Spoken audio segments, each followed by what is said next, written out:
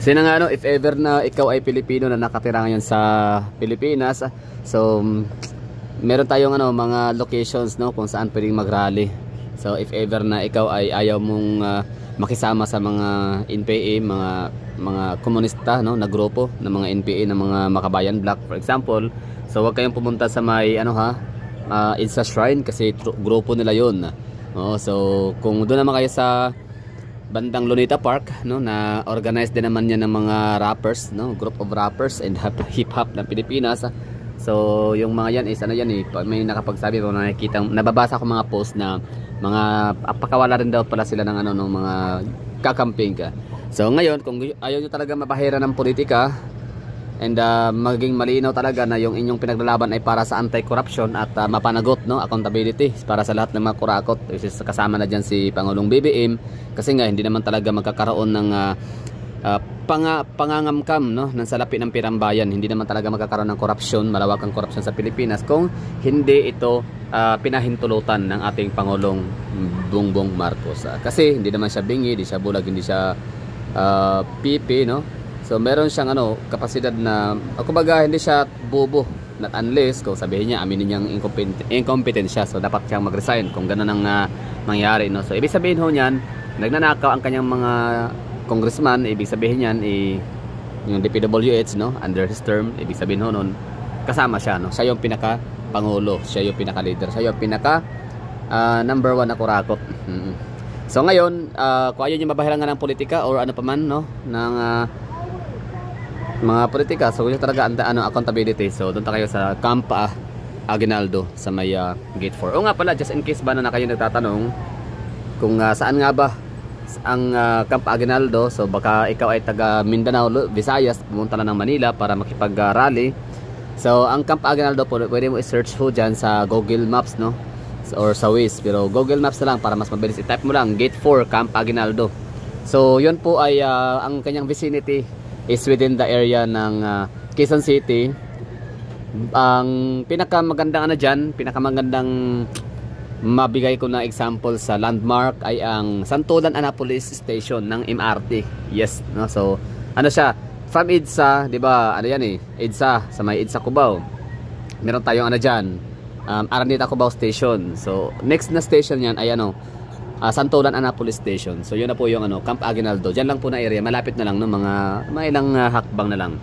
So good luck ho sa inyo dyan na mga mag-attend sa Kamaynilaan. So yan ang ano, tatlo ang venue. So yan nga para sa mga Unipink, Kakampink, yung Luneta Park, and para naman sa mga komunistang NPA, Makabayan Black, ano, mga front nila, no. So andyan sila sa EDSA Shrine. So ano yan, iba ang kanilang agenda, panigurado sisigaw sila ng Duterte. Impeach Duterte, Sara Duterte, gano'n, no? So pangit na ka pinaglalaban, walang kinalaman sa flood control project ngayon na issue, na problema, DPWH corruption at pagiging inutil ng ating sistema. So dito naman sa Davao, Mindanao, sa Mindanao, no, meron na yatang ano, Cagayan de Oro City. Hindi ko alam kung ano naman ang tema ng kanilang rally, kung magkakaroon man sa Zamboanga, kung meron man sila. So ano kaya ang magiging tema nila? Kasi dito sa Davao City, we have Rizal Park, no? Yan po yung venue ho natin. So, kay taga Davao naman, natatanong ka, so andyan ho yung ano natin, magiging venue mamaya, alas 3 ng hapon, no? Sa may Rizal Park. Saan ba matatagpo? Rizal Park, dyan lang din sa ating City Hall ground sa Davao City, sa may San Pedro Square. So, yun lang, good luck ho sa atin. Grabe, nakalungkot talaga isipin na yung bayan ho natin talaga matagal na tayong ano, no, pinagnakawan ng ating mga taga-gobyerno, ng ating mga politiko. Pero grabe, ito na yung pinakamalala. So basta dati pa, no, sa ako nagkamulat, no, nagkaroon ng kamulatan in the 90s. So batang 90s ako, talagang yung mga pangyayari nung araw, iba sasabi kong kurakot pala talaga dati, no, yung sistema, yung set up hanggang sa nag-early 2000, nag-2010 onwards, hanggang ito na 2025. So grabe na yung corruption, like grabe, no, tinotolerate kasi. Kumbaga hindi kasi siya masyadong binibig deal natin mga Pilipino.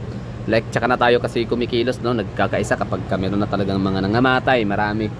So this time dahil sa social media, so na-ignite, no, ang mga tao na mag-rally.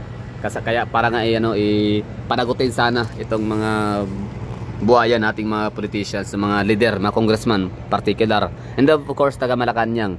So sana nga mapatalsik na si BBM, no? Sana mag-resign siya. Ewan ko lang, no? Pero grabe, mataas din ang aking imagination ba, parang yung tansya ko, no? Yung aking estimation, yung aking tansya mataas na itong ating Pangulong BBM ngayon ay wala, hindi yan tatablan. Oo. Wala sa kanyang vocabulary yung salitang hiya, konsensya, awa. Yun, wala yun sa kanya, no? Kasi nga basta iba, grabe, kakaiba. Hindi man siya, basta grabe ang hypocrisy, kasinungalingan, at ayun nga, kademonyuhan itong natin, Pangulo ngayon. Grabe, malala. So pinagano tayo, no? Hinayaan niya tayo na magkakaganto po. So sana nga merong effect, merong magandang resulta itong gagawin nating malawakang protesta sa Pilipinas. Particular doon sa may EDSA. I mean sa may sa Kamaynilaan, no? Sila nga 3 venue. So tingnan natin kung ano magiging resulta, no? Kung ito ba'y hahantong or magkakaroon ba ng magandang bunga, kung sulit ba yung pamasahe ng ating mga kababayan para lumuwas ang Manila. Sulit ba yung mga pag-organize ng ating mga organizer, no? Sulit ba lahat ang effort? Sana naman, no? Sana naman na mapanagot at yun na nga, aalis na lang sila ng kusa kung hindi na sana aantayin pa na magkaroon ng magkasakitan, magiging violent at marahas ang ating mga kababayan, kasi hindi naman natin gustong mangyari yun, no? So ano sa tingin niyo, kayong mga nanonood diyan na nakikinig ngayon dito sa aking sinasabi, kayo ba meron ba kayong hope, meron ba kayong iniisip diyan, positive ba yung niyo, yung inyong outlook, no? Okay ba yung inyong mga vision ngayong araw na to, no? Gumagana ba? Meron bang mangyaring maganda? Meron bang mangyaring tawag nito? Meron bang mangyaring effect, no? Ano sa tingin niyo, bababa kaya si BBM, matatablan kaya sa hiya? Pero tansya ko wala yan talaga ang problema natin mga Pilipino, kaya yun nga, sabi nga nila hindi makuha sa santong dasalan, sa santong paspasan. Pero ang tanong paano niyan, kasi alam naman natin yung ating kapulisan, kasandaluhan, wala talagang sunod sa utos yung mga yan, lalo na kung yung kanang pinaka-head ay meron ding meron ding mga bribery tinatanggap, syempre uutos yan. Tapos yung mga nasa baba nila, yun na nga, utos sila yung pinakababa at takutin, no? Sige, pag hindi kayo susunod sa sinabing bite, attack dog, no? Pag sinabing kagat, ganun, no? So good luck lang sa mga Pilipino talaga nito.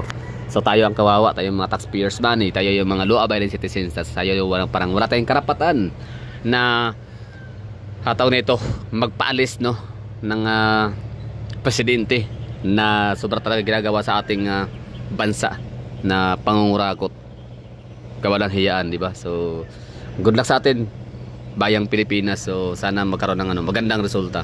Ulitin ko, dito ang pinaka-venue sa Manila po dapat yung puntahan, recommended, lalo ko ikaw ay maka-Duterte at ayaw mong sumama doon sa mga nasisigaw ng Duterte panagutin, Duterte impeachment. Wala naman ng kinalaman ng mga Duterte dito. It's all about BBM and Martin Romualdez at mga cohorts nila, no? So ulitin ko, punta kayo ng Camp Aguinaldo, Gate 4, Camp Aguinaldo. So search na lang dyan, Google Maps nyo na lang para kayo matonton nyo yung tamang direksyon, yung lugar. Tapos dito sa Davao City we have Rizal Park, pero yung gagawin natin dito ay rally lang naman, no? Like peaceful rally, prayer rally, ganun, no? Prayer rally na ipagdasal nga yung mga kurakot na sana nga tatabla, no? Himala yung gagawin mamaya ng Davao City. Magdadasal kami ng isa pang himala na yun na nga, ibababa ito si BBM at yung mga kurakot mapanagot. Tapos syempre si Tatay Digong din naman. So kahit pasabi natin himala rin na parang hindi naman siya himala, basta may mataas ang chance na makakauwi si Tatay Digong dito sa Davao City, no? At makapag-serve sa atin as mayor. So yun, isa yan sa mga ipagdadasal ho natin mamaya. So kita-kits ng mga Davaoin nyo. See you in Rizal Park at 3 PM. Good morning again. Ingat kayo lahat, ingat sa mga dadala sa mga rally. Magdala na tubig, payong. Hindi ko sure sa payong, pero dito kasi sa Davao City bawal ang mga payong. Tubig naman bawal yung mga yung mga dapat transparent lang, no? Yung mga bottled water. Bawal yung mga metal. So good luck, no? See you later.